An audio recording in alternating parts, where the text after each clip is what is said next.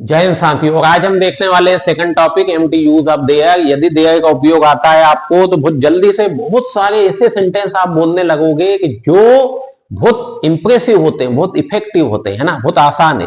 पहले में हमने देखा था डेमोन्स्ट्रेटिव प्रोनाउन, हमने देखे दिस दैट दीज दोस, मतलब उन चारों को उपयोग करके हम पास में या दूर कोई भी ऑब्जेक्ट हो, पर्सन हो, व्यक्ति हो, वस्तु हो, उनको आसानी से दिखा सकते हैं, है ना। Simple.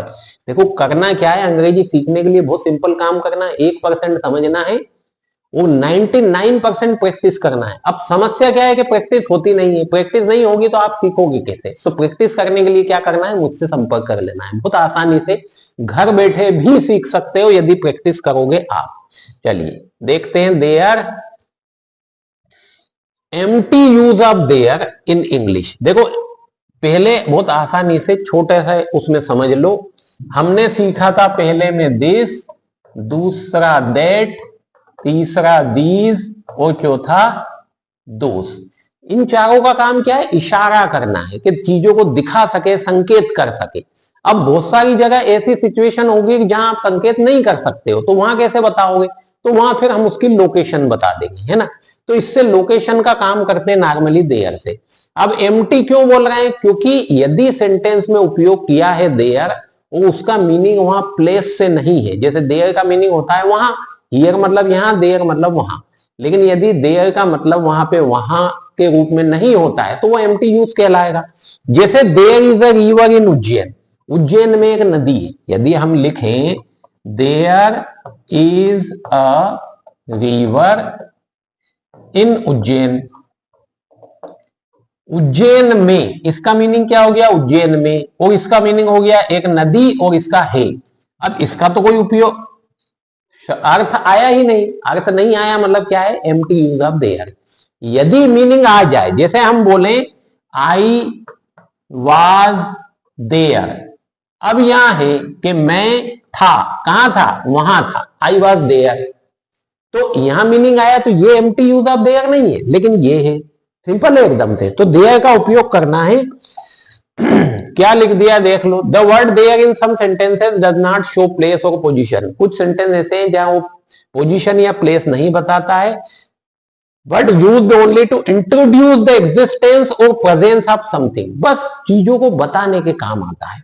This is called empty there या एग्जिस्टेंशियल देयर। हिंदी भी लिखा है हमने, हिंदी इंग्लिश दोनों लिखा है, हर जगह लिखा है। समझाने को ढेर सारा तैयार है, प्रैक्टिस कराने को तैयार है। उसके बाद भी यदि आप इस नंबर पे संपर्क नहीं करते हो तो फिर हम क्या बोल सकते हैं आपको, ऑनलाइन क्लास ले लो यार, बहुत इजीली। देखो स्ट्रक्चर, बेसिक फॉर्म कैसा है, देयर है, देयर के साथ में क्या करना है, हेल्पिंग वर्ब रखना है जिससे कि टाइम पता चले।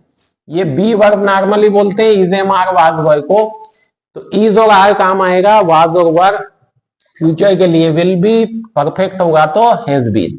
फिर क्या करना है, एक नाउन को बताना है या फिर प्रोनाउन को, बाकी तो सेंटेंस आगे आएगा ही सही। जैसे देयर इज अ बुक, एक किताब है, एक किताब है, कहां है, ऑन द टेबल। या देयर, अब यहाँ पे देखो देयर डजंट मीन वहां, यहाँ देयर का कोई मीनिंग नहीं है। It only introduces that a book exist on the table, सिर्फ ये एग्जिस्टेंस बता रहा है। एग्जिस्ट मतलब अस्तित्व होना, कोई चीज का होना बता रहा है, बस इतना ही काम है। There are many students in the class, class में बहुत सारे स्टूडेंट्स हैं, तो क्या सिर्फ बता रहा है कि क्लास में बहुत सारे स्टूडेंट है, वहां से कोई भाव नहीं। There was a big tree near the river, was आ गया तो था हो गया, there was a big tree near the river, नदी के पास एक बहुत बड़ा पेड़ था। There introduces the idea a big tree existed, एक आइडिया बता रहा है खाली एक बड़ा पेड़ था। There will be a meeting tomorrow, will be मतलब फ्यूचर हो गया कि एक मीटिंग होगी। अब यहां क्या कर रहा है, introduce existence of a meeting, के कल क्या करना है, एक मीटिंग होने वाली है। इट्स लोकेशन नहीं बता रहा है ना। तो there has been a mistake, एक गलती हुई है। Again there is only introducing a situation, not showing place, place की बात नहीं कर रहा है, सिर्फ क्या बता रहा है, सिचुएशन, आइडिया, चीजें।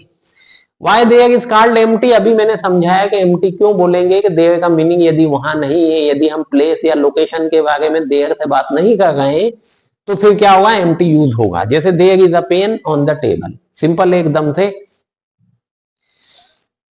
और आगे क्या समझने का है, देखो हियर और देयर का अंतर है। Here the pen is real शब्द, मतलब the pen is on the table यदि बोलेंगे तो ये पेन टेबल पर है, इसमें देयर की जरूरत नहीं। और हमने ऊपर सेंटेंस एक बोला है there is a pen on the table, मतलब सेंटेंस दोनों तरीके से बोल सकते हैं, there is a pen on the table या pen is on the table, दोनों एक ही बात है।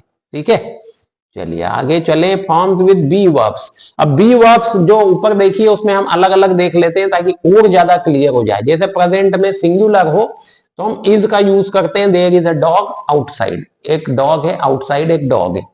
प्रेजेंट में यदि प्लूरल हो तो आर लगा लेंगे, तो there are 2 books on the desk, there are 2 books on the desk.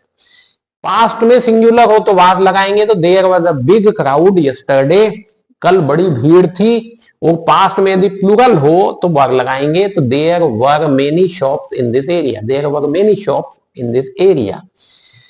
Future में there will be a party tonight, there will be a party tonight, आज रात एक पार्टी होगी। और परफेक्ट यदि हो तो हैज बीन लगाएंगे, there has been a problem, एक प्रॉब्लम है या हुई है। विद मॉडल्स भी यूज कर सकते हैं, मॉडल्स आप जानते हो 13 मॉडल्स है हमारे पास। जैसे कैन एक मॉडल है, there can be a mistake, एक गलती हो सकती है, there can be a mistake. There may be some truth in it, अब में से हम संभावना बताते हैं, संभावना इसमें कुछ सच्चाई हो सकती है, there may be some truth in it. There must be a reason for this, must से हम एम्फेसाइज करते हैं चीज को कि there must be a reason, मतलब इसमें कोई कारण अवश्य होगा या होना चाहिए, है ना। विद देयर सम सीम्स या अपीयर्स, इस तरह से भी यूज करते हैं इस वाले को, देयर सीम्स या देयर अपीयर्स टू बी। जैसे उदाहरण में देखो आप, use to express impression doubt possibility, ये बताने के लिए there seems to be a problem, लगता है कोई समस्या है, there seems to be a problem.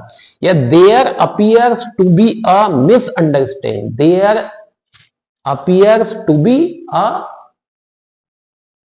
Misunderstanding, ऐसा प्रतीत होता है कोई गलत फहमी है, ऐसा प्रतीत होता है, देयर सीम्स टू बी। ठीक है, नेगेटिव फॉर्म्स में यदि यूज करें, देखो हर स्ट्रक्चर में सेम चीज होने वाली है कि यदि आपका मतलब इस बेसिक चीज को आप समझ लिए तो ये नेगेटिव इंटरोगेटिव का चक्कर खत्म हो जाएगा। अफर्मेटिव, नेगेटिव और इंटरोगेटिव, ये तीन चीज, यहां एक सब्जेक्ट या ऑब्जेक्ट जो भी हो, है ना, उसके बाद आएगी एक हेल्पिंग वर्ब, और हेल्पिंग वर्ब के बाद जो भी हो, तो ये अफर्मेटिव हो गया।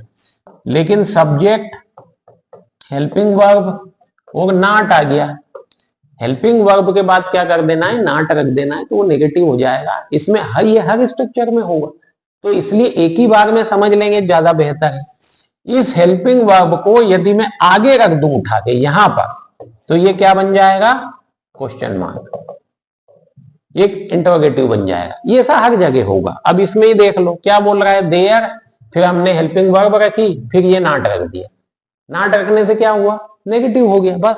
जैसे देयर वर नॉट का short form weren't, there weren't any students in the class, class में कोई विद्यार्थी नहीं था। There won't be any meeting tomorrow, won't मतलब विल नॉट की शॉर्ट फॉर्म है, विल और not. There won't be any meeting tomorrow, कल कोई मीटिंग नहीं होगी। सिंपल है, समझने का काम 1% है, बाकी सब प्रैक्टिस का खेल है, ये ऑलरेडी आप जानते भी हो बहुत सारा। अब देखो इंटरोगेटिव की बात कर रहा है, क्वेश्चन फॉर्म बनाया, अब क्या कर रहा है, ये हेल्पिंग वर्ब उठा के हमने आगे रख दी। ठीक है, यदि हेल्पिंग वर्ब ये वाली, ये हेल्पिंग वर्ब आगे ले आए देयर से पहले, तो देखो इज देयर मतलब है की बात करेगा, is there a bank near your house, क्या आपके नियर योर हाउस, क्या आपके घर के पास कोई बैंक है। Are there any apples left, क्या कोई सेब बचे हैं। Was there any message for me, क्या कोई मेरे लिए संदेश था। Will there be an exam next week, क्या अगले हफ्ते परीक्षा होगी। विल, विल देखिए विल में ध्यान रखिएगा, विल आगे लाए हैं खाली, ये बी नहीं लाए, विल भी यूज करते हैं ना, तो सिर्फ विल लाएंगे आगे। और यदि नेगेटिव बनाता है तो विल के बाद ही नॉट भी लगाना है, मतलब ऐसा बनेगा विल और बी के बीच में नॉट। और यदि इंटरोगेटिव रखना है तो विल को ही सब्जेक्ट से पहले, जैसे कि यहां। ठीक है, ये विल बी नॉट नहीं करेंगे, सिंपल। और देखिए क्वांटिफायर्स मतलब गिनती बताता है, तो देयर विथ क्वांटिफायर्स क्या करेंगे, जो भी चीज है हम बता रहे हैं उसके आगे उसकी गिनती बता सकते हैं। There is some water in the bottle, कुछ पानी है बोतल में। There are many people in the park, park में बहुत सारे लोग हैं। There isn't any sugar left, कोई शुगर नहीं बची है। There are a few chairs in the hall, hall में कुछ कुर्सियां है। सिंपल है एकदम से, अब प्रैक्टिस का खेल है सब। Difference between there and here, there here का डिफरेंस क्या रहेगा कि देयर और हियर से यदि हम जगह बताएं तो उनका भाव अलग है, लेकिन जगह नहीं बता रहे तो एम्प्टी। तो एम्प्टी सिर्फ देयर में ही होता है, हियर में नहीं होता है। There to show existence, there is a book on the table, table पर एक किताब है। Here there place use to show location, देखो यहाँ पे लोकेशन नहीं बता रहा है, जबकि द बुक इज देयर यहाँ बता रहा है location. The book is there, book वहां है। कॉमन पैटर्न देख लो, देयर इज नो मतलब there is no hope left, there is no hope left. There was once, there was once, there was once a king, एक समय एक राजा था, एक बार एक राजा। There was once a king. अब यदि आप एक एक बार समझ रहे हो ना, समझ में आ सकता है, लेकिन आप यदि सोचोगे इससे अंग्रेजी बोलते आ जाएगी, अंग्रेजी बोलते नहीं आएगी। अंग्रेजी बोलते तब आएगी जब आप प्रैक्टिस करोगे। There used to be, there used to be a temple, एक टेम्पल हुआ करता था वहां, यहाँ पहले एक मंदिर हुआ करता था। There used to be. There has to be, there कोई होना चाहिए, बी ए सॉल्यूशन, कोई ना कोई समाधान अवश्य होना चाहिए। क्विक रिकेप में वही की वही बात है, empty there no place meaning, यदि प्लेस का मीनिंग नहीं है तो एम्प्टी कहलाएगा। इंट्रोड्यूस क्या करता है, एग्जिस्टेंस या प्रेजेंस बताता है चीजों की। Real subject comes after the verb, verb के बाद आता है रियल सब्जेक्ट, हेल्पिंग वर्ब के बाद हमने नाउन रखा था ना। Common with is are was were will be या हैज बीन, इनके साथ ये कॉमनली यूज होता है। यूज इन अफर्मेटिव, नेगेटिव और क्वेश्चन, तीनों फॉर्म में यूज होता है। अब खेल आता है 500 प्रैक्टिकल एग्जांपल्स का। यदि प्रैक्टिकल एग्जांपल्स आप देखो, there is a cat on the wall, there is a book on the table, there is a pen in my pocket. अब इस तरह के 500 सेंटेंस हमने दिए। अब आप आगे देखे जाओ, पढ़ते जाओगे, बार बार पढ़ोगे, बार बार पढ़ोगे, क्या होगा, ये ऑटोमेटिक निकलेंगे। There are birds flying in the sky, वो सब तरह के प्रैक्टिकल लिखे हैं मैंने। करना क्या है, प्रैक्टिस करना है, और कोई विशेष काम नहीं है। प्रैक्टिस करने के लिए क्या होगा, कंप्लेन आती है कि यार प्रैक्टिस किसके साथ करें, तो ये नंबर पे कॉल कर लो या नंबर पे व्हाट्सअप करो। सिंपल, प्रैक्टिस के लिए भी साधन उपलब्ध है, बहुत आसानी से आप घर बैठे अंग्रेजी सीख सकते हैं। ठीक है, चलिए कॉल कीजिए।